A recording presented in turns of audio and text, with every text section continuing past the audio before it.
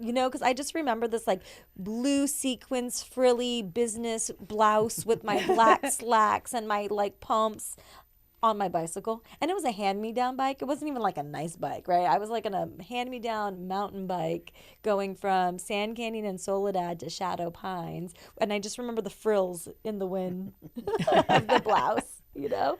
I'll never forget my first paycheck was $7,500. Welcome to the Opposites Unite podcast, where we discuss real estate and lifestyle topics, break barriers, build connections, and find common ground. Let's unite. Good morning.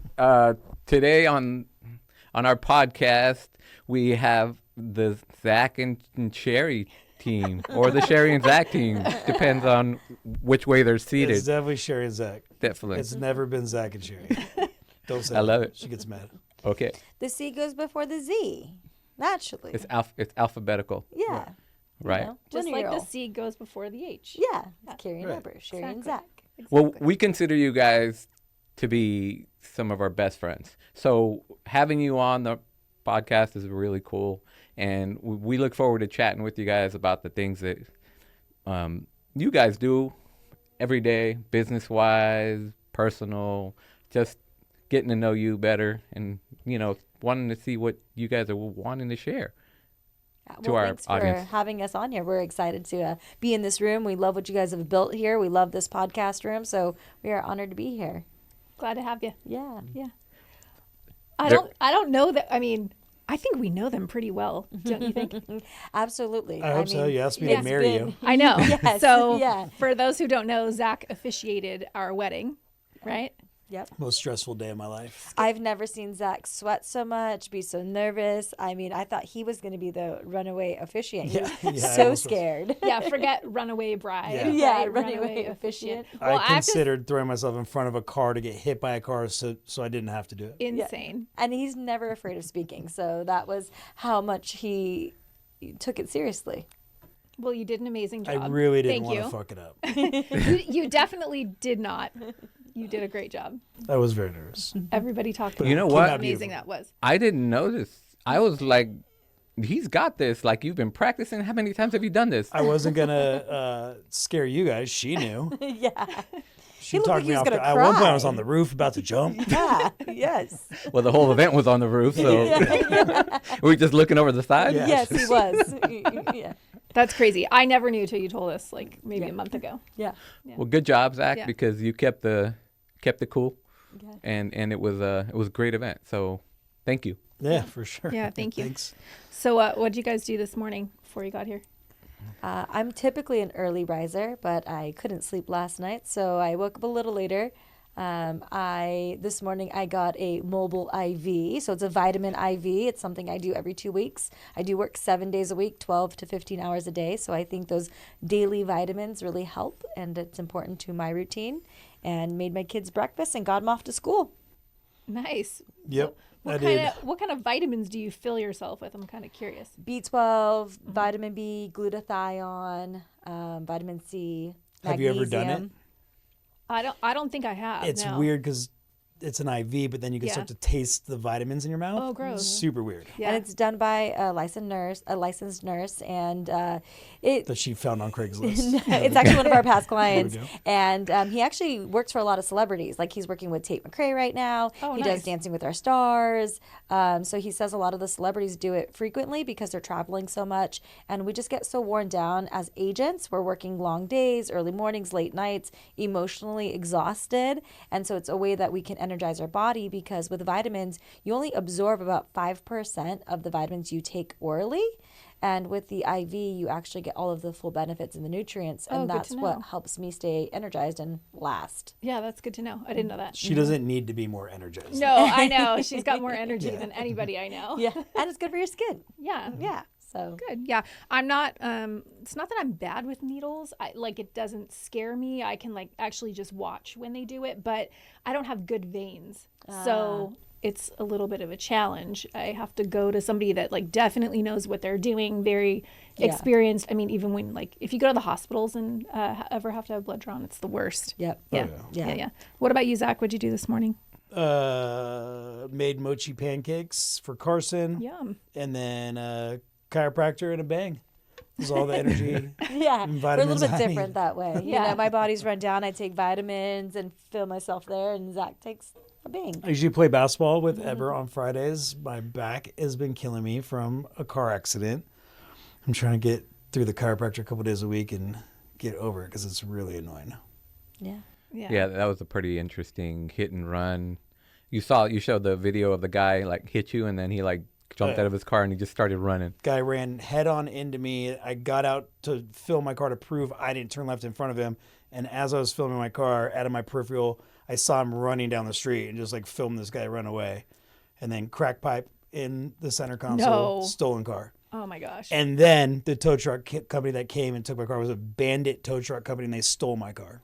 Which thankfully Zach called me, and when he called me about the accident, the first thing I asked about was, how are our open house signs? Our signs, we have That's about what she was the 15 most worried about. signs Scary. in the trunk, and I flew down there. I got And down she's there. like, and are my Gucci glasses in your car? Yes. But when the bandit tow truck company came and stole the truck, at least I had the signs. I came and took all the signs out of the car, and the open house signs were safe. Thank God somebody was worried about the open house. Yeah. Well, Dang. well, that's your business is everything to you guys. I mean, you guys, like you said, you work. I don't know, 20. I don't know what hours you said, but it was a lot, right? It's Yeah. pretty much every It's day 12 you're to on. 15 hours, 7 days a week. That's the tough part about being an agent is you never really are off, right? I mean, you always make yourself available to your clients, and that's probably one of the biggest things that helps you succeed. I would think, the people Gift and feel a curse. Yeah, Yes, yeah, yes. exactly. right. Well, I mean, your clients it's a gift to you. It's probably more of a curse. But Yeah, yeah. yeah. Well, and I think it's easy when we love what we do. I mean, that truly is something that I think is life-changing, is that I do enjoy this business. And even though it is long days and it is stressful, I do wake up excited about where can the day lead me. Yesterday was a 13-hour day, which wasn't too bad, but I was excited about every step of the process. The day was exciting to me because I didn't know, was I going to sell one house, two houses, get an offer on a listing? Who knew what was going to happen? And at the end of the day, I know I put everything out there. And if I don't make a sale or something happens negatively, I just know that I tried my hardest. It's an adrenaline rush, right? Getting deals accepted for our clients. Oh, Oh, for absolutely. sure. Yeah. And hearing how excited they are Yeah. and life Right now, changing. talking about this is making me think of all the things I need to get done right now. You're gonna go hit your to-do list after this. I already hit my to-do list for 2 hours this morning, course. so I feel pretty solid. But to your morning routine, I get in the office at 8 a.m. and for 2 hours in the morning, I follow up with every single buyer, seller, potential buyer, and active escrow prior to starting my day. So that's the beginning of my day, and I don't see that as my start of the day. The start of the day is when I start having real conversations with people who want to start their journey in home ownership. Makes sense. Yeah. Yeah. What about you, Zach? What time you start? Same. Yeah. Carson's out the door around 8 a.m. So it's like, how did the morning routine go with him? And did I already get in the shower, get dressed, I'm out the door at the same time? Or I got him out and then I can, get out, but I can be here by 8:30. I can be dressed, showered, and everything in like 20 minutes. Mine's like blow dry or not blow dry. That's the dependent. Like, where Sure, am I blow dries at? her hair for like 2.5 hours. It takes forever. Like, legit. It does. It's crazy. It really does. Yeah. What's your routine getting ready is 20 minutes? Mine's 20 minutes. Same with him. Yeah, pretty much. Yeah. I Lucky. mean, it's I'm not, like an hour. It's not that serious. It depends. Which shoes am I going to wear? If I pull my hair back like yours is today, yeah, it's a little faster. Yeah, So 30 minutes on Yeah. a hair pullback. But if I have to blow dry my hair, it's like an hour and a half. it's a process. You guys are Yeah. kind of lucky. Well, Thinning hair, no one asked for that. So I don't think we're that lucky. yeah, I do I use kinda a do little less gel sometimes. nowadays. It's like 18 minutes to get ready now. I've had the Shaved your same hairstyle time. for like 25 years. My hair just knows what to do. I just snap my finger, my hair gets combed. Lucky. Yeah. All joking aside, what do you think? I was wondering something this morning when I was thinking about what we wanted to talk about. And I was thinking, what's one of like the biggest challenges you guys have had in your business, like in your career that comes to mind? Like specifically career oriented or Yeah, just I would say career oriented. What's like one of the biggest challenges you've had? Was it when you first started? Was it when you started your brokerage? Was it when you started bringing on additional agents? What do you think like the toughest point has been? We talked a little bit last night, and something that had come to mind is setting boundaries. Not just boundaries with myself, with my clients, with our agents, just with my time. Like, what am I willing to say no to, because I'm a people pleaser? I want to say yes to everyone, including my kids, my relationship, our agents. And so creating those boundaries and just knowing my limits to say no. Because you only have so much time in the day. Yes. Well, time is Yeah. the answer. Yeah. Right. What's the biggest challenge is time. There you go. If you're busy, you know, you're thankful to be busy, but it's all encompassing. It's consuming. Yeah. Yeah, those have been my nervous breakdowns, have been because I'm out of time. Right. It's not because of any bad transaction or Right. anything like that. It's really Yeah. just I'm out of time, and that's pushing me to a nervous breakdown. I always say, like, I'm never complaining when I'm busy. You'll hear me complain when I'm Right. having a slower moment. Right. I'll never complain when I'm busy, but there's busy, and then there's Cherrie busy and Zach busy. You know what I You mean? can say Like, sure, it's fine. no, it's fine. You're two different people. Well, you know, you've got a lot going on. I think the biggest thing to turn the question around is more like, how do you prepare yourself to be busy? Because everyone can get busy and then it feels overwhelming. But if you've got the systems in place and you use your CRM appropriately and you're in your business, like what our threshold is and what we can, we've done 120 deals, just the two of us. So last year we did 75. That felt very slow. 75 is a pretty good number, but our threshold now, the bar is set. We can run, 5-6 deals a month each, no problem. That we feel slow doing that, So I think it's, how do you set yourself up, like Cherrie's just saying, doing everything in the morning, going through your buckets in your CRM, addressing all your stuff, you don't feel overwhelmed. And then you can take on whatever the day is coming, and then you can go home and be a mom. I'm sure you see, Cherrie's cooking breakfast for her kids, amazing dinners. She's a pretty good fiance on top of that. Like, how do you spend time with the kids and not feel overwhelmed and be able to put your foot down, put your phone down, so you're not, like talking to your kids and you're, they're and you're looking at your phone. because they you're feel not paying that. Right. Yeah. They feel Right. that. I've been with my daughter at times where I didn't think I was doing that, and she's like, Yeah. "Oh, you're just on your phone Right. all the time." And I was like, whoa. Like, Right. she feels like I'm not present. Even in a relationship, Yeah. I mean, even though you guys are partners and married, and we're partners and engaged, and sometimes when I'm at dinner with him and if he's on the phone or texting with a client, I should understand. I'm an agent, and I'm like, we're at dinner, why are you on your phone right now? And vice versa. We've been at, we were in New York, I'll never forget, and we were on vacation, or we were there for a work conference, and I took a call from a lead that had come in from Yelp. And, we pay for our advertisements, and this was a big deal. It was from a review, and he called, and I was like, I got to take the call. And he's like, we're at a high rise in New York. Like, why? I'm like, because we got to get the listing, so you would think being in a relationship with someone in But the that's same just profession. seeking the adrenaline rush. Yeah. You want the business.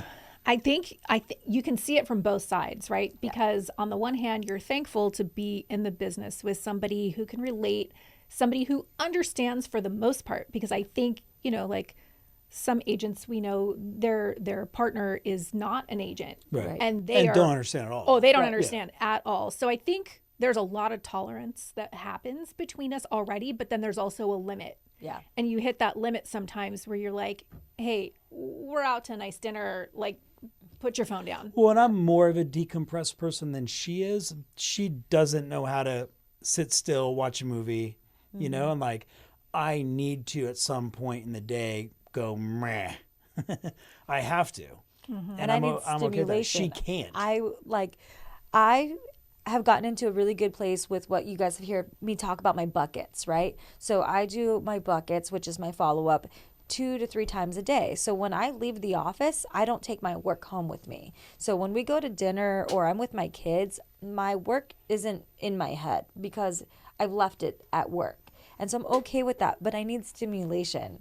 So sometimes if I'm home, I want to work because I want to be stimulated. I want to be busy. I like to be busy. Or clean. I'm She just cleaning. doesn't sit still. I I mean, don't that's sit really still. what she's got, a perpetual engine in her. So while he likes to decompress and relax, I'm like, so do you want to go somewhere? You want to go for a hike? You want to go bowling? Want to play cards? Let's do something. But do you like, I mean, talking to people? And I think a lot of this job, right, for lack of a better description, is a lot of talking to people, right? So if you like talking to people and you're just naturally like, okay, who can I talk to next? And then it just always kind of turns into real estate, right? Right. I'm kind of somewhere in the middle. I like talking to people, but not all the time. So I can kind of vibe with both of you guys on that. I think you love to chat with people, which just always turns in a conversation about real estate because you bring value to that conversation, right? So people are going to say, they're going to want to pull it from you. Right. Like you're an asset to people, I think, and people are going to be, I have time with Cherrie. Let me ask her a ton of questions about real estate right now. And then, so you bring that value and you love doing it. Me, depends on when you catch me, right? If I'm tired, I might just not want to be doing it. But like if sometimes, I don't know. I think that's a big value, right? That you like to talk to people a lot. I always think if we could go back to all of our yearbooks and see who got most talkative and see where they are now. Are all realtors most talkative in their yearbook? Because I know in 6th grade, I got most talkative and there was a boy that also got most talkative. I always wonder, where is he now? Because I feel like that's naturally you're going to end up in the real estate field because it is a people business and you have to talk and engage and we're always on, right? You guys probably know this. You go to dinner, you run into a client, someone in the business, you're always on. It's hard to shut it off. And even just not seeing a client, let's just say out to dinner, we're in the middle of, eating or just casual conversation. And then something pops in your head. Oh, hey, babe, this happened at the home inspection today. So it's so intertwined into our lives that there really isn't separation. Right. Oh, no, of course. And Is that a good thing or a bad thing, that's though? the thing I want to work on better is having those boundaries, I guess, which would be that separation. And, last night my phone rang and I had just sat down with the kids for dinner and the kids are getting older, 16 and 12. There's not going to be a lot of dinners at home soon, right? So I had to look at my phone and go, I'm not going to take that call. I'm going to have to just ask if it's okay if I call them in the morning. And that's a hard thing for me because I'm a people pleaser. I want to continue the conversation, but getting better with those boundaries, I think when those thoughts come up in our head during dinner conversations, we're going to be like, you know what? I'm going to hold that home inspection conversation for maybe tomorrow or not right now. Well, because it all can be done later. That is okay. It can. It is. But then maybe you forget No, for later, sure, of course. but- right? I don't know. I'm probably bad that way because I will just blurt anything out at any time. It could be in the middle of whatever, and I'm going to say what I'm thinking, or if something happened today, and just, oh, hey, I want to remind you about this client said this or that, or you know what I'm saying? Like, and then I don't know. I feel like it probably shouldn't happen all the time. But I mean, I don't know. What are your thoughts? I think it's a little bit of reading the room, right? Yeah, I guess Right. you're If right. that other person, if your partner's like looking right at you and you're like, and they're trying to tell you something and trying to talk, Right. maybe it's a better decision. But if they're just kind of maybe into their meal, then maybe you can sneak it in like that. That's kind of that's a little caveat, but it's also a big thing to do, right? Because you can get away with maybe shooting a text back saying, hey, you know what, and usually people like our clients are just trying to find out an answer to something, right? They know that the inspection went today. Did we get this? Did we get something that we were expecting back from like our offer? Or like they just want to know. And then you just kind of like, you can basically push them out for an hour and I'll call you in an hour. We didn't get the offer back or like we didn't get an answer. And then they'll like chill. Right. And then, because sometimes, you want to be good customer service, but you have a relationship that you have. And I love the idea of boundaries, right? That's how I think most people don't mind. I think they don't actually even expect you to answer so quickly, but just being, who we all are, we want to answer immediately. We want to have good customer service. I think weirdly people do out of us, but you don't expect that out of like your attorney or other stuff. Isn't that weird? No. Like, I feel like they do expect things that like, 8, 9, 10 o'clock at night. And I think that, which is fine. I'd rather get it out now. I would too. Than wait till the Yeah. morning. Obviously, as long as I'm not interfering in my relationship or my kids or whatever. Sure. Because again, But if we're sitting on the couch at 9 or 10 at night Yeah. and doing nothing and somebody texts me, I'm going to answer totally. if I'm up. Yeah. Yeah. I'm totally. I think most of us would, but obviously, if you're like out at dinner or something like that, right? Like you're trying to, because you do want to be in the moment. I think that's the whole thing. How do you be in the moment with your kids? Be in the moment with in your relationship. Any other human, or if you're in another business meeting, Yeah, because you're makes not going to be sense. answering your phone. Yeah, if you're at a listing appointment, Right. for example, you're not Right. going to be disrespectful and Right. like answer another client. Makes sense. And we rationalize like that's okay. Yeah. You know what I Yeah. mean? Like it's okay that I didn't answer my phone because I'm doing this other thing that's important. Well, these other things have to be and are important as well. Yeah. Because that's the perpetual like failure feeling I feel is you're doing this one thing, whether it's with the kids, with your significant other, or at work, and feeling like you're neglecting the other two things, you know, or our personal life. I mean, she goes home and cleans every day. Like, there's no part of me that's going home and like I'll pick up from dinner. I'm not going home and scrubbing down my like that's insane. I want to do nothing. I think though with those buckets that I talk about, it's when I just recently went to Disneyland, and my first day at Disneyland, I went through the buckets and I did all the things that I do every morning, and then I break in the afternoon, evening with my kids. Hey, you guys go spend an hour doing something. I have to work. They know how it works with me, and I do my buckets again, which are following up with everybody. And I look at every single person I'm working with, and I look at, do I need to call the agent? What could I tell them? Do I need to call the buyer? Do I need to call the seller? What do I need to tell my transaction coordinator? What inspections happened? What do I need to get out? And I do every thought process with that person at that moment, so that when I am with the kids, I don't have this like fear of them Nagging thing in the back nagging of me. your head. So then the next day at Disneyland, we were there for 3 days. I decided not to do my buckets. I'm like, I'm going to do it the way most people do it. And I'm just going to wake up and I'm going to live my life. And I'm not going to follow up with anybody. If someone needs me, it's my day off today and they can reach me. And there was a little bit of a free feeling because I didn't create work for myself that morning. But the anxiety I got when someone messaged me, hey, wanted to know how did that termite inspection go? Oh my gosh. Okay, let me figure that out. Like the anxiousness that exists when I didn't get ahead of it really hurt. You didn't feel prepared. I didn't feel prepared. I felt like I had to get back to them immediately. Where before, the day before, when I do my buckets, when they reach out to me, I know I'm going to reach out to them this afternoon. So it's not as urgent for me to stop what I'm doing to chase it. Right? I feel more calm. So the third day at Disneyland, I'm like, I'm doing my buckets because that anxious feeling was terrible. Yeah. But you create more work for yourself by setting up 2 hours of work in the morning. It's the way you organize things in your brain. Yeah, So exactly. you don't have that panic moment of, oh shit, what did I didn't, oh God, you know? So then I can go home and clean. At the afternoon, I can spend my time doing what I want to do. Yeah, it makes sense. Nobody wants to do that. No, nobody wants to, but I mean, I can't cook if my kitchen isn't clean. You know what I'm Right. saying? No, Like of course. same Yeah. kind of thing. I can't work at my desk if my desk is messy. I'd never work. My desk is messy.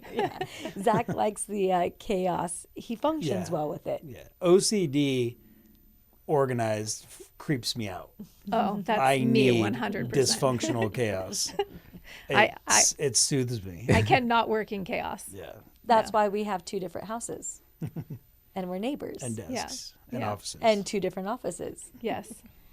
Well, you guys are like within a stone's throw of each other, though, right? I mean, Yeah. so that's kind of I mean, convenient. he'd have to have a pretty good arm to throw that stone. We're on but the same street, and I we think use we could throw a baseball. 4 to 5 doors, Could you throw a 4 baseball? houses between us. yeah, Four houses. throw it Yeah, I like think that. total That's baseball pretty distance. close. Yeah. Yeah. I think it's On a like good from day. maybe from left field to Yeah, maybe. the second Yeah. baseman Maybe, kind of maybe. thing. I do know, though, I don't know about you guys, but I know when Zach and I argue, because we do argue, inevitably, every relationship does, when we bring real estate into the, so we could get into a heated argument, but then I'll say, hey, how did it go with that client? Did they ever get back to you? All of a sudden, argument dismantled. fight is gone. The fight is gone, and now we're talking about work, and we completely forget. So I feel like being in a relationship with a realtor and business partner, when those heated arguments happen, it's really easy to dismantle. I know your trick now. Yeah. Hey, I'm not falling for this anymore. so did that person ever get Gave back up the to secret you? sauce. Yeah. Yeah, hey, I got a listing appointment on Friday. Well, and actually, Fight over. Yeah, to that done. point, what I was going to say was a few years ago, we aren't in each other's transactions anymore because I can't be having tabs open on the thing that she's handling. That was actually creating arguments and fights. Did you do the thing, get the thing, do the thing, talk to the person? How did you say it? And that's What how did we you say? began our Yes. career. Was Yep. we were in every transaction together. We've done it both ways. Yeah. I think we started like as a team, but separate, right? We would each run our own transactions and one of us would take the lead. Right. And then we tried to do it together because a real estate coach we were coaching with said, well, you guys aren't a real team. What do you guys think has been a better avenue for you? I think separately. Like Separately. we're still a team, right? We still run everything like a team, but one of us will, it depends. If it's like his old friend from high school that I don't really know, like it makes more sense, right? That he's going to For be sure. taking point with that client and vice versa. So I feel like that has worked best for us, but we had a real estate coach that was basically telling us, oh, well, you guys aren't a team if you're not both in every single transaction. And I think that just created a lot of fights. Agreed. It And was- divide and conquer. Yeah. Because Yeah. then you're only maximizing however many of the two of you can be in together. Why not split and go, and it definitely was creating fights. But there's you can't have control issues in that because I can't be over here wondering. Obviously, I'm not worried about if she's handling things correctly, but it Yeah. can't be the opposite. Nobody could be wondering if the other person's doing everything. You Well, got to let go. There's also the thing of like, you're having a conversation with a client, and what if you don't relay that conversation exactly to Cherrie? That's- And then she's like, well, you didn't tell me about that. Exactly. Like that's kind of the stuff And that was happening. would happen. We yeah. were our biggest fights in our personal relationship were coming from About washer and real dryers estate. and palm trees It was- and It was ridiculous.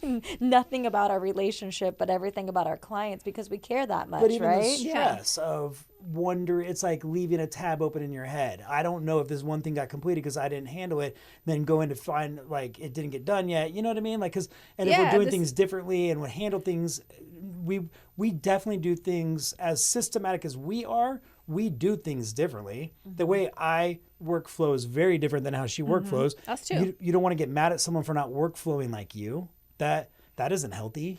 Well, we Yeah. know that with running the brokerage, there is no right way to running a real estate business. There is no right way to being a realtor or having a successful business. There isn't a magic secret sauce or, the way he does it, the way I do work, the way you work, we're all different, but it's all effective and we work hard for our clients. So when we put our businesses together and try to make our business mirror each other, it's impossible because we have different businesses. Even though we're in the same field and we're partners, we just work differently. I think what we do a lot is we do that, like work separately, but then if you're like you realize you double book something, you realize, oh my God, like something happened and now I gotta have to go over here. I'm gonna be, not available to do what I wanted to do. The other thing I had to do, I reach out to her and she's my backup plan. Right. Like, you know what I mean? And she really, if she's not busy doing something, she steps in and jumps in, opens the door for an inspector, stuff like that. That you would say we misschedule things, right? I mean, I do. Oh, ever. I know. No. But Yeah. I get what you're saying. And then, sometimes maybe he's a little busier than I am or vice versa. So Right. then, one or the other of The us help, will yeah. pick up the slack and, Go help with a few showings.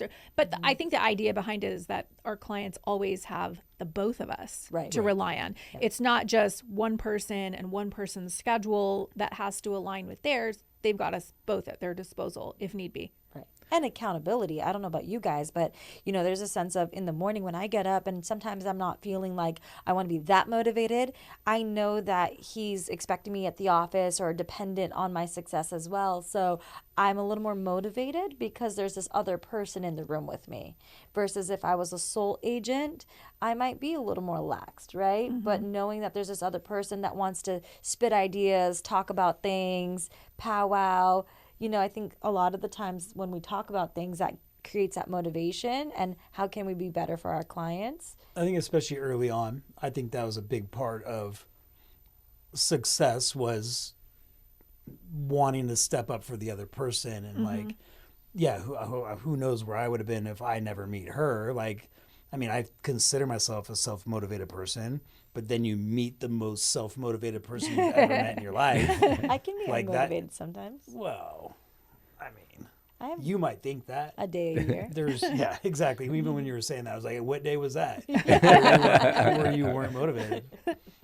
But I think that is a was big one. part of the partnership is you're building something together that neither one of us could have built on their own.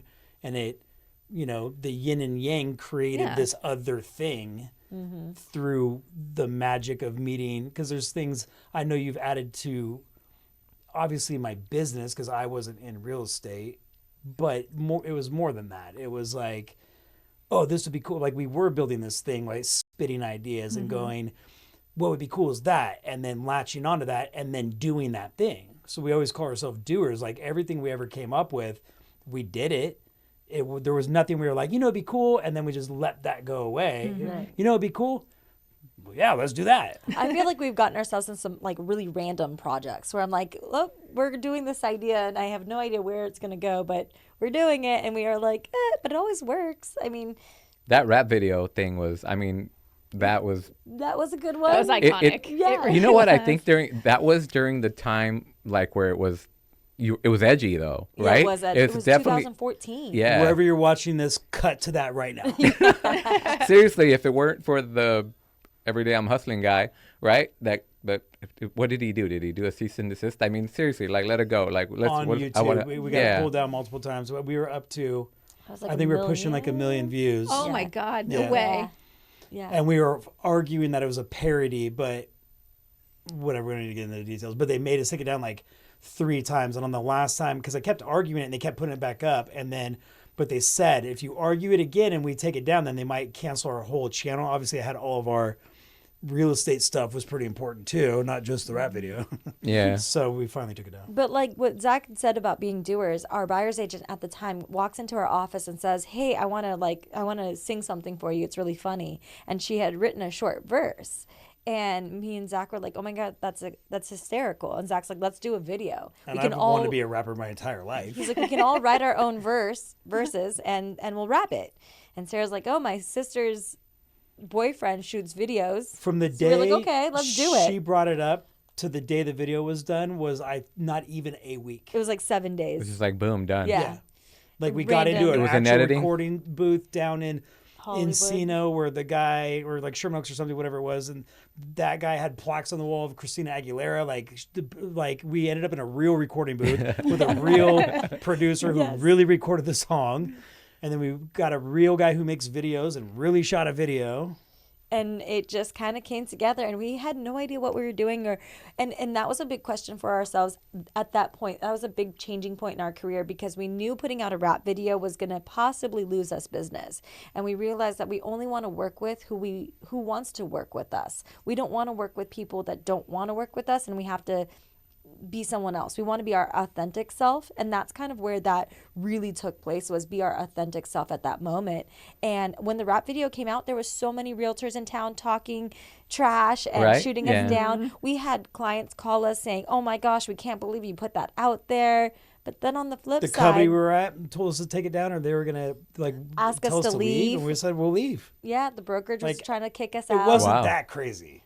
No, for I've what? seen it. No, It's by absolutely today's hilarious. measure, no, it's Yeah. not. For sure. But back then it was. And it was Because still back then pretty real early- estate was very stuffy, And it suit was and early tie. into, Yeah. Yeah. social media. Yeah. And you're talking 2014, like Facebook really was popping off in like 2010. So you're only a couple years into social media and viral.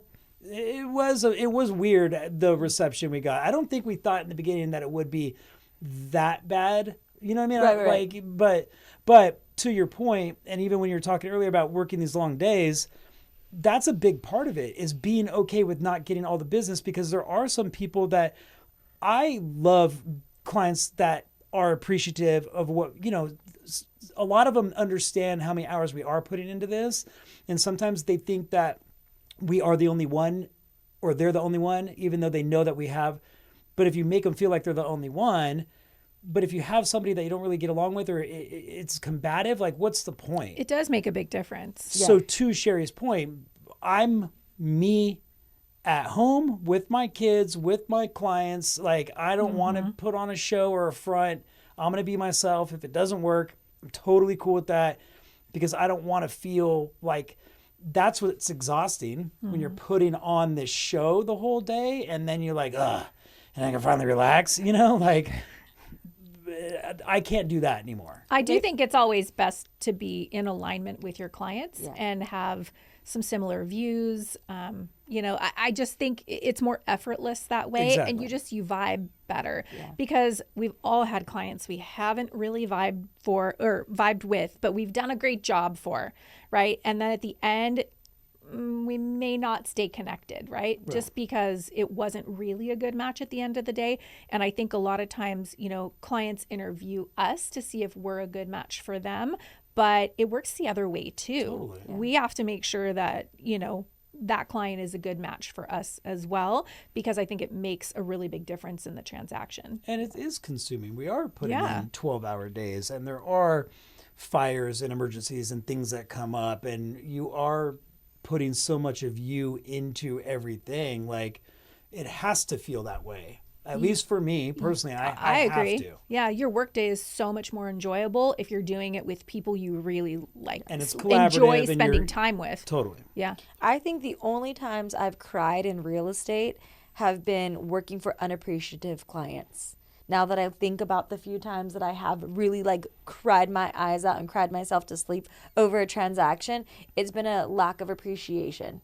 And I think and real estate's challenging. Every transaction's easy. I just had an agent tell me, they're like, you do a lot of deals, but I'm sure 90% of them are pretty easy and smooth.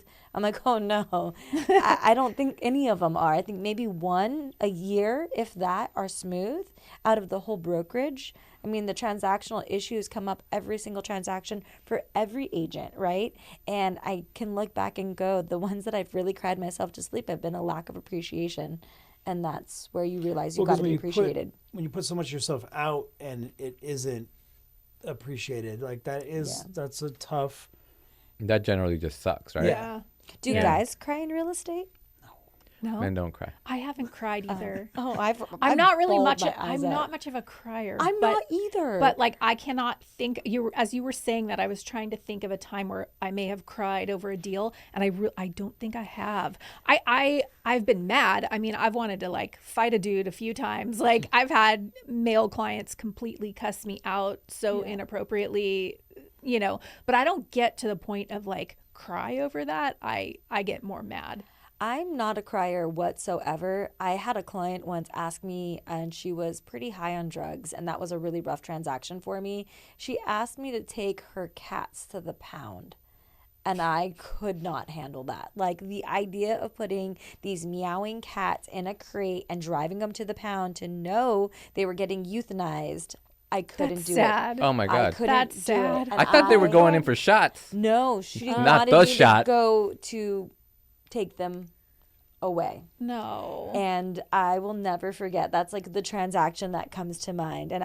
And she was so toxic and brutal and rude and mean. And it's a transaction I should have never taken on, honestly. I have a funny one for you. I have a client that asked me to break up with her boyfriend for her. At the end of the transaction, DocuSign it. at the end of the transaction, when she got her keys and everything, she called me. I will never forget this. I was remember in this. Palm Springs. We were on vacation, and she calls me and says, could you do me a favor? I just really don't want him. He moved into my house. I remember that. And she's like, I don't want to be with him anymore. Can you break up with him for me? And I was like, no, sorry. I was like, there's a lot I will do for my clients, but no. Yeah. I did that for a roommate once. Yeah. Well, that's maybe a little different. It's still weird. I ended up just letting those cats go. I figured they were better off outside. Right? Yeah. Yeah. Just want to Give him a shot. ecosystem. You gave him a good shot, I not a saw bad one of shot. them yesterday. Yeah. They're fine. Yeah. They're like little thug cats now. I don't know. Who knows? Yeah, no, That's I can't do crazy. it. Yeah. Oh, I don't know. Well, on that note, what's one of the craziest things a client's ever asked you to do? I don't know. I mean, we've had some wild experiences. I mean, Definitely. I've been in real estate for going on 22 years now and over 1,000 transactions. So we've been asked quite a few. I can't really think of it. You can't think of Yeah, anything? asked out on a date back when we were. Oh, Yeah, he dated a Zillow lead. Yeah. Yeah, that was before we were dating. He dated a Zillow lead. that's funny. She just got married. I just saw that, by the way. She got married. Yeah, Oh, interesting. Yeah, she got married. So that was but we've been asked to do all sorts of, I mean, I had to go cut open some drywall a couple days ago to verify there's no moisture damage. Oh, We'll okay. pretty much do anything as far as like Like, what cat haven't you asked? sitting, cat sitting, modifying something, mowing lawns. I cleaning- mowed a lawn in July once Yeah. in a sweater with a push mower, not even like manual? Yeah, Yeah. no, and I'm a sweaty dude, bro. Like, That listing appointment was so uncomfortable for Zach. He was probably in his 30s, and she's a little more of a hippie. Love you. If you're and she just pulls out her boob and starts breastfeeding her like 3-year-old right there in the middle of the listing appointment. And Zach's like, whoa. Like, not ready for straight this. Joey Lawrence. Whoa. It was great. That was like very awkward moment for him. But, going into people's homes, it's awkward, right? Like you're in their life. You see a different part of them than anyone else sees. We see how they live, their mannerisms. How they handle stress. People handle things differently and get worked up over not hearing back in time and, all the things. Like there is this. Well, it's crazy- a challenging time. I mean, think about it. I'm saying they are moving, uprooting, and if they have like Totally. kids, dogs, all that stress that comes with that. I mean, but we're pretty good at smoothing it out, right? Yeah. And like forecasting what's going to happen, all the challenges, and then helping them with all these little details, and then making them aware of it before it comes up, so that they know how to best prepare for it. That's the job, right? And if you do it right, it's a good experience. And I've seen people do it really wrong, Yeah. and heck, I've done it really wrong. We all had our moments. We all started somewhere, right? I've heard horror stories. Yeah. Yeah, it's just so. Yeah, that's really where the value comes in, right? And being able to help them and not freak out, because they have confidence in you that that you got this, and that you're gonna tell them what's down the road before they get there, so they're prepared for it. And that's ultimately what I think makes everything easy, right? That's the word. We Or can only easier. we can only do so much if you think about it, though, right? We can handle negotiations, we can handle contracts, we can keep them out of court, so to speak, but we can't do really like the packing and the moving and those details for them. Early on, I've done that. I mean, I have to, if I'm being honest. I did have a client that was on vacation. We were in escrow, buyer wanted to close. And so I said, you know what? I'll hire the moving truck. I'll get the storage unit. And I did the whole move day for them. So, I mean, there are things that we will do, but I mean, it's not the norm, right? Yeah. Yeah. I just thought of like 10 clients know. while you guys were talking. Like all the things. I'm like, oh God. Some stories. Man. in You've there. moved like What was the yeah. number one, Yeah. Cherrie, that got your like that? Okay, that one. What was the first one, the big one? Man, I've had some doozies. Well, you guys were talking about moving trucks. I had this lady once, also high on drugs, a common theme here, and she decided not to move on closing day.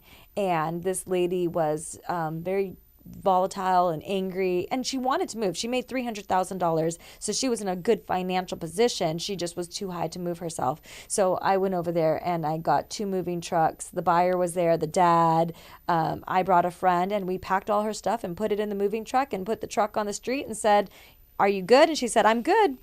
And she moved out. She was fine. I mean, she was happy for the help. She just couldn't help herself given her mental state at that time. And so we moved her out. And, as a broker now, never do that. I can't believe I did that. I Yeah, would that's never what I want was any of our thinking. agents to do that. What's the liability there for us as agents doing a move like that? For Oh a my client? gosh, so much. I mean, I literally put the moving truck in my name and gave her the keys and said, "Get out," and touched all of her personal belongings. I mean, if something broke, if something happened to the truck, if she hit somebody with the truck while she was high, I mean, oh my gosh, so many things, right? I think the best thing I for say just you is edit that that whole thing she out. was. Huh? No, I think Edit that story out. I was like 18. Yeah. Wow, that's pretty Statute of resourceful though. limitations is up. Yeah. No, I guess my favorite story of getting fired, the first time I ever got fired by a client, I had just learned how to drive. I'd gotten my real estate license. I put this new buyer in my car. I think I met him through the Homes and Land magazine back then. And I'm driving and I'm showing him townhomes. And I remember like trying to turn left out of the Bordeaux complex. So, right there off Yeah. of Plum. And his life flashed before his eyes. He looked at me and said, "Pull over, get me out of your car, and never call me again. I will not buy a house from you if you can't drive." And that was it. Wow. He literally had me drop him off at the corner of Plum and Bouquet and said, "I don't want to be in your car." And there was no Uber back There then. was no Uber back No. then. He No, it was like literally 03. was Yeah. like, "Get me out of your car. I don't want to hear from you. I don't want to talk And to you. ironically, I won't be this in is the car." still how I feel about her driving. So that was the first time I was ever fired. And then I realized, wow, this is a really serious job. I was 18. Wow. Yeah. Yeah. I'll never Sherry got her forget. real estate license before she got her driver's license. Wait, how do you? Oh, I was gonna say. I thought you were gonna say before she got her real estate license. Yeah. No, she got real estate license, then got then her got her driver's driver's license. license. So she rode a bike to one of her first sales. I know. I've That's heard a that real story. a few Dude, people times. got excuses on doing this job or why they can't. And then bought herself a car. If you Sold could the do house, it on bought a herself bike, car. Yeah. damn. Shout out Mazda 626. I wish I had the outfit that I wore that day, because I just remember this like blue sequins frilly business blouse with my black slacks and my like pumps on my bicycle. And it was a hand-me-down bike. It wasn't even like a nice bike, right? I was like on a hand-me-down mountain bike going from Sand Canyon and Soledad to Shadow Pines. And I just remember the frills in the wind of the blouse. I'll never forget my first paycheck was $7,500, and I found the 95 Mazda 626 for $6,500. Oh, damn. So I had Dang. $1,000 $1,000 to left spare. and a new car. Got a So steak dinner too. I thought I was and I got a new outfit first. Oh yeah. What was your first deal, Zach? Do you remember it? I think we all remember our first deal, right? Right? So iconic. I remember the first people I met. What was the first closing? Was it Mark and Nina Hill? I think it was. So Mark and Nina Hill, Nina is now a realtor. So that I think was his first deal in Bridgeport. I guess I don't remember. But I think that's right. When we became partners, he kind of jumped right into my business as well. So he kind of was like already involved. So by the time he got his license and had his first real estate transaction on his own. That was for my first open house too. So Yeah. the very first open house I did, then I met them. So I think yeah. it was Mark and Nina Hill in Bridgeport. But then it felt like you were already an experienced agent because you had been doing open houses Right. with me and going. Well, I've been around because I was waiting to get my license. So I'd been hanging out and waiting for the license for a while, like 6-9 months or something. It takes like that. forever. Yeah. It still does. And to back this then day. we didn't find out right away that you passed your test. Like you just were, Right. so you had no idea. These are Well, the Take the test Scantron and you're days. just waiting for this when was, I took my Scantron? broker's think test, so. they Yeah, didn't tell maybe, me yeah, right yeah. away either. Yeah. Did that happen to you? No, she knew right away, 'cause instantly. Yeah. we had a moment. When Yeah, I cried then. I thought I failed. So I you was thought you like, failed. I'm over this. No, I left there and I was like, okay, I'm going to get my envelope because I, had done the real estate Yeah. exam like many years before, and they hand you that envelope and they say don't open it until you leave the building. And of course, we open it in the elevator, you know, and all that. But like, I was waiting for my envelope, and they said, "Oh no, you'll be notified via email or check, Mine was check mail, the system but that or was something." in 2010, 2011. Yeah. So when That's weird. I know. So they must have had like something going on with their system. But yeah, I had to wait like 3 days to get Oh my gosh, I would have to find out crumbled. if I passed. My actual anniversary is coming up. I got my license 4/20/2004. Oh wow. Yep. Wait, what's the date today? It's 4/20 on Got like Sunday. an anagram or Oh, it something? is, you're right. 4,000, 2,000. It was it was April 20th, 2004. I remember. it. Close. Close, yeah. Uh-huh. Not quite, but close. I'll never forget that. Shout out 420. Yep. I was like, ironic. All right, That so is ironic. Yeah. to switch gears a little bit, right? Let's talk about the market, like what it's doing now, where you guys think it's going to go. I mean, our inventory in our area is up, right? It's not crazy. Like it's probably half of what it was like during the big crash, right? So it's definitely not there. But highest it's been since 2018. Exactly. So tariffs, all this talk in the market, rates. What are your thoughts on that, and what do you think it's going to do?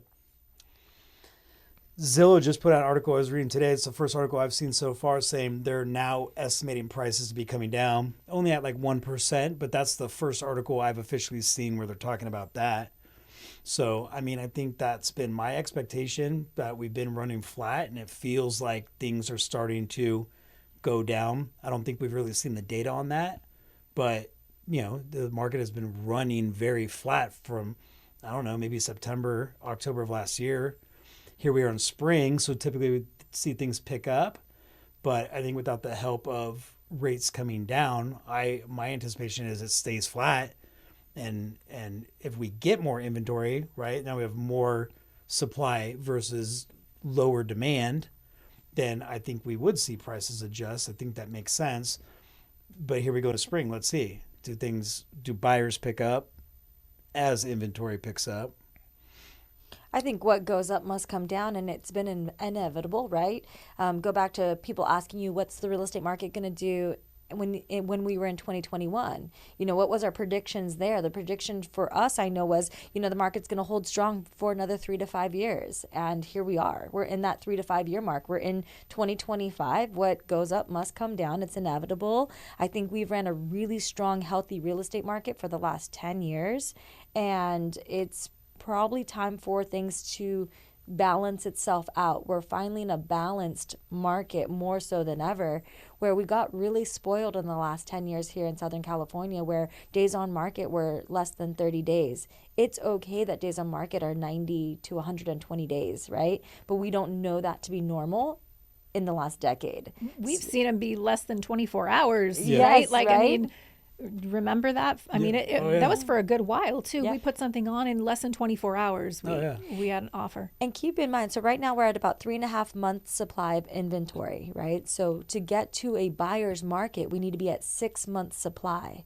We're not quite there yet. So will we see a significant drop in prices, or where buyers have a strong negotiations? Not necessarily yet, but we're there. We're there where we're seeing buyers get more of a deal. Sellers are willing to make a deal. I know that with new construction, they're offering more incentives. They're offering more bonuses. They want to see more buyers through the properties. They're building them so fast because they were keeping up with the demand of the last 5 years, that now they have more standing inventory. So the builder market's being affected.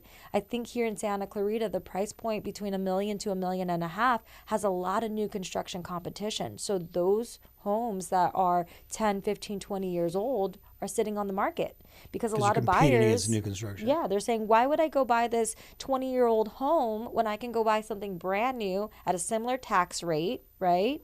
So I think that it's inevitable. We're going to see the market soften, but I don't think it's a bad thing. I think it's just where we probably should be for the next 3 to 5 years. And to her point, we haven't really been in a buyer's market. No. I mean, I've been in real estate since 2010. We haven't been in a buyer's market. 2018 got close. We got to almost 1,000 listings. I've never seen 1,000 listings in Santa Clarita. I haven't either. It got to like 9 something, and that's when rates were 5.25, and we got to like 45 days on the market then. Well, so far in 2025, the average days on the market in Santa Clarita is over 50. So right now we have the longest average DOM we've had essentially since 2010. But again, to Cherrie's point, if we're just in a buyer's market, that doesn't mean we're necessarily in a crash. Because we have been in such a inclining market this whole time, that people are going to see a little bit of a downturn and start talking crash. That happened in 2018. There's a lot of prognosticators that were posting things in 2018 like, oh my God, the market's crashing. That happened in 2014 when things slowed down. But it doesn't mean it's crashing. It just means, you might see little bumps as it's still going up. I mean, think 2008, think of the crash, think what prices were, and look where they are now. Obviously, everything rebounded from then. But it just purely is a supply and demand issue. As long as there's buyers, how much inventory do you have to satisfy those buyers? Is it 1 to 4 months of inventory? Seller's market. 5 to 7 or 8 months? Buyer's market. If we start getting to 10, 12 months supply, now we can start talking the crash word. Well, I remember in 2010, I had this buyer, and obviously 2010, there was a lot of inventory. It was a short sale market, foreclosure market. And I remember writing offers for this buyer on 3, 4, 5 different houses and getting outbid, multiple offers. And so when we went into this low inventory market, it felt normal because the buyers that liked a certain home with RV parking, with a pool, turnkey, they always had multiple offers. The good stuff is still going to get action. That never changed. So a slow market, a busy market, there is still the uphill battle of multiple offers. It never went away, not in 08, 09, 2010. Yeah, anything that's turnkey is going to have multiple. And sometimes just Pricing it right. having that Especially conversation. if it's priced right. Yeah, pricing it. It's having that right. conversation with the seller. It's pricing it right, but maybe you need to do more things that a couple years ago you wouldn't have had to do to get the house ready for sale. And where's the buyer? Where's the buyer coming from? That's a big part of marketing right now. Yeah, you're right. A lot of Santa Cruzans are not buying homes. If you're from here with these prices, these rates, and these payments, it's hard for a local Santa Cruzan to wrap their brain around this particular house being $6,000 or $7,000 a month. Sure. But somebody from The Valley. Glendale, Yeah. Burbank, Pasadena, that's who's moving out here, and they're getting more house for their dollar. They don't equate it the same way. They're going, No, look it's a what I bargain can up get. here. Yeah, it's a bargain up here Right. for them because So- they're used to their prices. So how are we selling homes? So taking the home and packaging that in with social media ads and putting it in front of buyers in these areas is a big part of marketing and selling a home now. You know, the old days of putting it in a Homes and Land magazine. No, we're spending dollars on social media ads and attracting buyers from where we know the buyers are coming from. I think, and I appreciate you guys pointing this out, and you guys broke it down a little more. But the way I was like recently when the market inventory started going up and things started changing, right? And I was told like, don't let the lack of increase be sold as a decrease, Right. right? Like it's not going straight up. It's still going up. Right. It's just in a more conservative way, and people always looking at if it's not going crazy, then Right. it must be failing, Right. right? And that's not the thing. If you're looking at a 4% appreciation on your home, your biggest asset, and I was always told like, hey, look, you're going to put 20% down, let's just say $1 million, you're going to get 800, 800 is going to be borrowed, and you're going to leverage all that. You're going to get appreciation on that, on the whole million, not the 200 that you put in. Right, It's exactly. 4%. That's like a compounded thing. But there was houses that made 300,000 or 400,000 in a couple years. I bought a house for 820 that a year and a half later sold for 1.3. That went up 500,000. You do. But people, That was a perfect storm. yeah, but exactly. But people are looking at that. If you've only been in real estate for the last 5 or 6 years, you think of that as a norm. Right, That's right. not a norm. That's a wild ass thing that happened. Well, that was something that was interesting was when we went into the market that started shifting where we were increasing, we were gaining equity 10 to 20%. It seemed like year over year for a bit, right? And you saw the kids or the teenagers who came out of the recession in 2008, 2009, when they got into homeownership, they were way more conservative because they saw their parents fail. They saw their parents going through hard times. They saw what had to happen. And then now you have the generation that just went through the pandemic, who saw big wins, who saw their parents getting all the bells and whistles and the upgrades and refinancing and buying the RVs. So we're going to have another generation that didn't experience what the generation previously experienced. The crash. And so now when you look at the real estate market and what people say about it and how they talk about it, it really is what was their upbringing and their experience in their young adult life that makes them give the outlook on the real estate market. It shapes the way they think. It shapes the way they think. Yeah. And that's why when you put yourself in these different markets or talk to these different groups of people, you'll have a different feeling because it's how were they brought up and what was their parents' experience. Like my kids have a different experience with real estate and relationship with real estate because it's only been a gain in their short life, right? They haven't seen the hard times, but now go back to someone that saw the 2008, 9, 10 market. Or bought a home. Right, foreclosed on something, right? Yep. You know, overextended themselves. They're going to be a little more cautious and look at real estate for what it is. It's a long-term investment. It's forced savings. Some of the generation got spoiled because you could purchase a home and move in 2 years and have $100,000 more, and purchase a home and move in 2 years and have 100,000 more. And some people really rode that wave the last few years. Where you really, real estate's always been about buying the home, having the forced savings, enjoying the home, and having your money work for you. So at your retirement, you have this asset that's paid off, and that was the goal, right? Ideally 2 or 3. Think about what everyone's grandparents bought their first home for, and then think back, man, if they had just bought 2 or 3 or 4 more back then. Yeah, and know what I kept mean? those. Long-term wealth. It's always been Never long-term sold wealth. them. Yep. Right. Just kept it in the family. Right. And our generation now is, how can we buy and sell, buy and sell? Well, go back 50 years ago, it was buy and never sell. Yeah.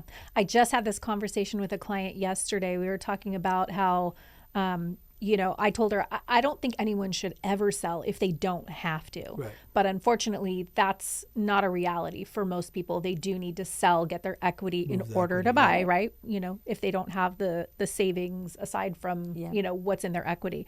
But if you can never sell, that's ideal. Yeah. For sure. Yeah. I say it all the time. The wealthiest people I've met doing this are not CEOs, and they're people that were blue collar. My stepdad was a sheriff. We've had a lot of cop clients, and they're getting to retirement age, and they've got 4 or 5 properties, and there's some good wealth in that now, because if all 4 or 5 of those properties are $1 million, you've now got whatever your pension was, and now presumably 4 or 5 paid off houses at $1 million. That's an extra $5 million to put in to whatever the retirement plans are. And that's pretty solid. It's like cash in your pocket. If you have $100 in your pocket, you're going to spend it on who knows what. But if you put $100 in your savings, you'll never touch it. And that's what we have to do with home ownership. I know, as real estate investors for ourselves, there's never been a time where I'm like, this is a great time to buy and I feel really comfortable and this is a great investment. I've always felt like, how am I going to swing it? Oh, am I doing the right thing? Should I save my money? I'm just going to jump, right? And we've put all of our money in these different investments. It's never felt good. It always feels a little scary. It always right? feels scary. And think about hindsight. What would have been the perfect time to buy? Obviously, after 08, right? What are they? They called the bottom 11, but in 11 it didn't feel like the right time. So now go back to 2020. That didn't feel like the right time. And I bought late in 2020 because I closed on Halloween. Everything started going apeshit in March, April. We get to October, you kind of felt like prices were getting pushed up, right? If you had bought in October of 2020, you thought maybe this $800,000 house that was $710 earlier in the year, maybe it's not a good time. In hindsight, holy crap, should have bought 10 more of those. We'd be doing this from Hawaii right now. Right. Every investment that we've purchased has always felt like a terrible time, felt like I don't know how we're going to afford it. What are we going to do? But all of them have gone up in value, 20%, 30%. Well, real estate historically has. Yeah. So it's not will. really Over 30 years. Yeah, over a period of time, right? It's never really been a loser. It only matters if you sell, right? But if it's an asset that you're going to hang on to long term, you're always going to come out winning. Right. But it is tempting to sell every day. Sure. Right? Don't you? Cash out? You get I, as a realtor, get the email, this is how much equity you have. And you're like, ooh. But you know what kills you is the idea of renting, because then you're not in the game, and you're just on the sidelines at that point, and you're not saving. Yeah. And all that Forced money just savings. and that about keeps the- going up Yep. every year. Think about the swell. It's like in 2020, if you got in as everything rose, you were in the swell. You know what I mean? Like, you're in it, moving with it. And even if it came down a little after, but you were in it and it came back down, it's okay. Who's going to be able to time that all perfectly? Who got out right in 06 and sold everything, let everything crash and rebought everything in 11? Like, that didn't happen, The 2 properties I did sell early on, if I would have just weathered the storm, I would be up 50% equity today. But at that time, it felt so scary and overwhelming. It was like, just sell them and get rid of them. And now I'm like, ooh, really should have kept everything. I always just look at houses like a piggy bank. Never like you're spending the money. Like, look, you go buy a pair of shoes and you're not getting that back. Right. You invest in real estate and it's just a little bank for you. I mean, because you can cash it out almost at any time if you really needed to, but it's just going to keep going up and up. For sure. Yeah. Yep. Yeah, that's just what, just my observation. I think we're in a good business, right? I mean, we are like in a business where we can help people make money, and we just happen to be the ones that help them do it. Right. And then we make money on it. So it's like a win-win for everybody. That's part of the reason, I mean, a good part of the reason, right? Why I got into this business is because like, hey, I see people making money and sometimes not so much, not as much as they would want, but Right. still, for the most part, on the long run, always making money, Right. right? If you hold on to a house for 20 years, Yeah. you're going to make money, Right. I right? bought a house in '06. If I still own that same house, it is up almost 100%. Right. Probably pretty darn close. I bought it for like 6. I mean, it's not 1.2 over by Henry Mayo, but it's over $1 million. That's what I've heard. Statistically, Yeah. over 20 years, you'll double. Yeah. Well, the average, like what? And that's with the biggest crash in, you know what I mean? Yeah. Take that into consideration. Sure, it goes up, it goes down, but it averages out to like a But with the double. biggest crash in the history of the real estate market, that thing is still almost double with the biggest crash factored in that timeline. So stupid me should have kept it. Right. What do you guys think about, like, for example, somebody like Grant Cardone, who says you should rent and you should never buy? Well, I think that's not. I think if you rent strategically. It's okay to be a renter, but then use your money wisely and invest, right? So you Okay. can be a renter Okay.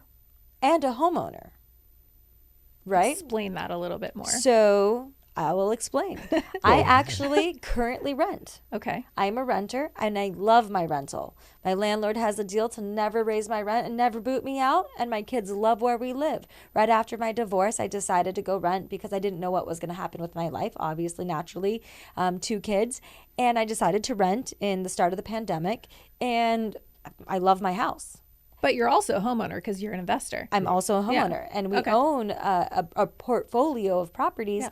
But that was my promise to myself. If I'm going to stay in a home that I love, which is this house, and my landlord isn't going to sell it to me, which they're not, I'm okay paying this rent.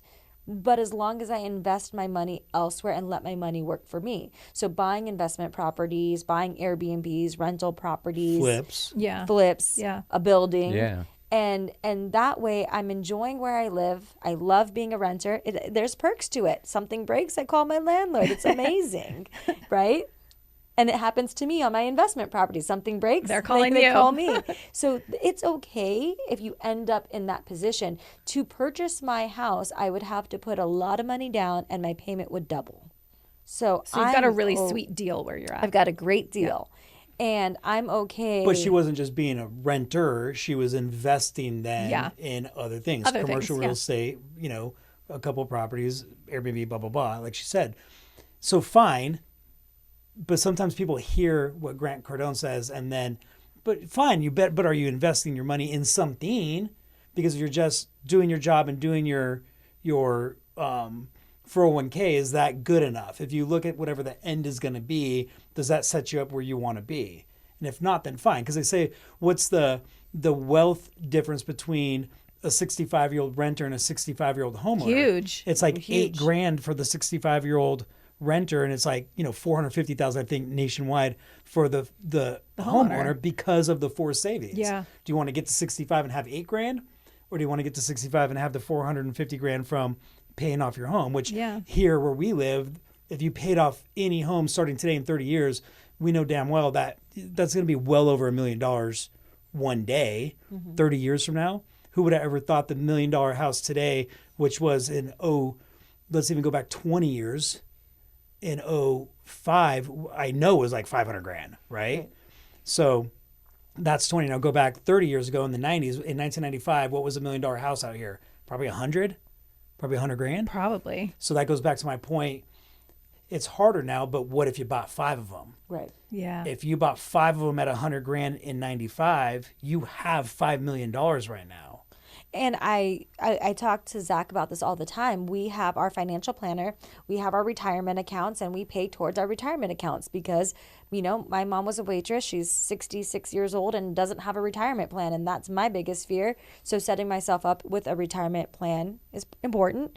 But the money I'm paying to the financial advisor each month and the money I'm paying to my mortgages each month, I'm gaining so much more money on the mortgages than I am in my retirement plan. Yeah. Sorry, Ellen. Hope you're not watching this. Yeah. And so like daily I go, if I took that same money I'm giving to my financial planner and put it into a real estate investment, I would quadruple my money quicker. So That's another true. house payment or two. And the that's how same I dollars. ended up with 4 houses, but I haven't stopped paying the financial planner because I'm like, if I can just make myself really uncomfortable, this will pay out. If I can get really uncomfortable. And every day I'm like, I'm really uncomfortable. I think that's a good plan because you're better diversified. Then that's what Alan, my financial planner, says. Because Yeah. every time I call him, like every month, I think I'm going to drop this. And he says, but why put all your eggs in one basket? You have your retirement plan here with us. Because my eggs are breaking. And you have your real estate investments. I need a new basket. Well, we said, I'm going to go start some other random thing, right? I need to do a third thing now. If I have these 2 investments, what's the third thing? And I think in this whole vein, I mean, we both are pretty carefree. I never thought about retirement in my 20s. I've been a business owner since essentially my teenage years. I've never, sadly, it took me getting into my 40s to start thinking like, oh shit, I'm almost 50. Well, yeah, you I don't gotta- think about retirement until you get a little Yeah. closer to it, And right? especially as Yeah. an independent, as a entrepreneur and you're a business owner, because we're not just feeding a 401k somewhere. So that's a big part of it too. Other realtors listening to this in your younger years, figure that out. Right. There is going to be an end. I wasn't thinking about it even at 35. Yeah. But now I'm coming up on 50 and now like, shit, the end is coming. Well, speaking of retirement, I've heard where you want to retire, but maybe you want to tell everybody. So I would love to retire in Hawaii. Our goal is what I would love to see us do. Our goals. Our goal. Yeah. What I'd love to see us do is have a property in Southern California, something in Lake Tahoe, have a property everywhere in the U.S. Not everywhere, but on Where all we the wanna Key go. places, Your yeah. favorite wanna go. spots. Yeah. And be able to travel between all of those locations. So that's the ultimate goal. But then our permanent residency would be in Oahu, in an area called Hawaii Kai, which is right outside of Honolulu. So we still get that atmosphere of activity, shopping, eat, They've got a Jersey Mike's. dining. It's not so laid back. There's a little bit of a nightlife, but then also we would be on the water somewhere. And we've looked into it, and the goal is the next purchase is a home in Hawaii Kai. You can They actually have buy condos with a boat dock, and you can get that under $1 million. yeah, Very about $1 million cool. bucks. Boat dock, and then the whole thing's a marina. You literally can take your boat to Costco. You Dope. get your Oh, haircut interesting. Go get at- your wow. haircut. on That's your fun. boat. I Yeah. mean, you can go kayaking. Go to the bar. You can On the boat. You can Kayak. kayak to the bar. I mean, Getting motorized. I'm motivated. Meet me there. I will. Let's see who's faster. Oh wait, I know. Jet ski this shit. All right. So that's the end goal, is to get to Hawaii Kai. Okay. That would be the goal. And I know we have a wedding coming up. Yep. June Yep. 30th, we're getting married in Hawaii. You guys are coming. Yes. Right? Yes. So excited. It's going to be fun. And we're getting married on the North Shore, which is very quiet in a sleepy town. That's where Sherry's from. Her dad and grandma still live there. One street light. Grocery store closes at 8 p.m. No fast food. Like, it is very... So that's why Hawaii Kai for retirement might be a little better transition than just going to this like countryside in Hawaii, which is great Yeah. on vacation, but 7 days in North Shore, I go stir crazy and I'm like, get me back to LA. I want to be in downtown now. You need your Wi-Fi. I need Wi-Fi and I need like So it's a I good Someone balance, shut I it. right? need Nice weird. chickens I need up. weird stuff going on. You know. Well, we are looking forward to it, and we know you guys have to get off to wedding planning Yes. right now. Yes. So Yes. Thank you for joining us. Oh, yeah, we Thank did run you. long. Yeah. Thank you for having Thank us you on here. I for appreciate that. it. Hopefully you had a good time. Yes. was dope. Thank you guys. Cool. I gotta pee. Thanks for tuning in to the Opposites Unite podcast. If you've enjoyed today's episode, please like, share, and subscribe to our channel. Don't forget to leave a comment for a chance to get a shout out in our next video. See you next time.